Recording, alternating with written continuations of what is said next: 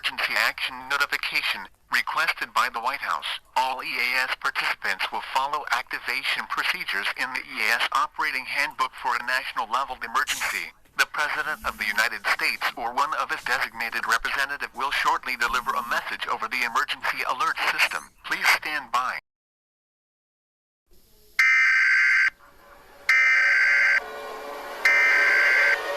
We interrupt your programming.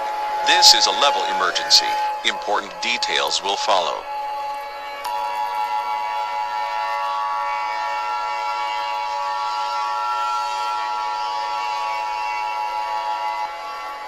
The following message is transmitted at the request of NASA and the United States government. This is not a test. I repeat, this is not a test. The global emergency has been declared throughout the whole world. At 6:34 a.m. Pacific Standard Time, NASA has discovered an asteroid by the name of Interstellar. Interstellar is one of the most powerful asteroids on the solar system, and will go on a collision course with Earth within the next 3 to 4 hours.